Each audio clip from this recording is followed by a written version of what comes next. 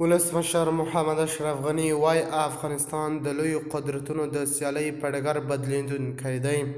ډاکټر صاحب ولسمشر محمد اشرف غني یو تازه پیغام رالیږلی او غواړي چې طالبانو سره په ګډه هم کار ترسره کړي.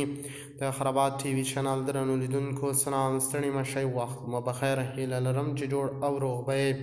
د سر کې یادونه کوم که خرابات ټي وي چینل مو نه وي سبسکرایب کړی، په درنښت سره خرابات ټي وي چینل سبسکرایب کړئ.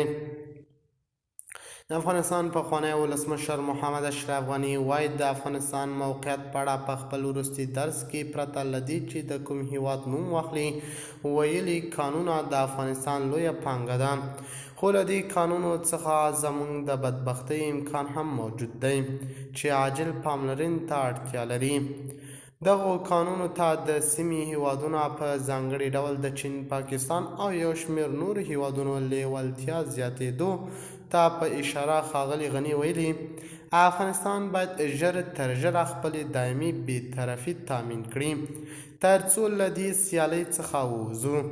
موږ د لویو امپراتوریو او قدرتونو د دوامداره سیالیو قرباني یو.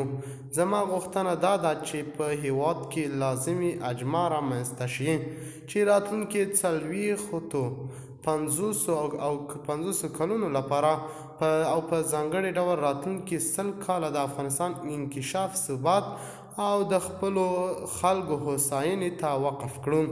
اړتیا ده چې باید د خپلو خلکو ملي ګټو ته لومړیتوب ورکړو او له هغو حرکتونو او هغو ارتباطاتو څخه ډډه وکړو چې زموږ ملي هویت، ملي یووالی او زموږ د نسلونو راتلونکي ته لویه ضربه واردوي. د خرابات ټي وي چینل درنو لیدونکو، د الله په امان تربیه خیر چارې.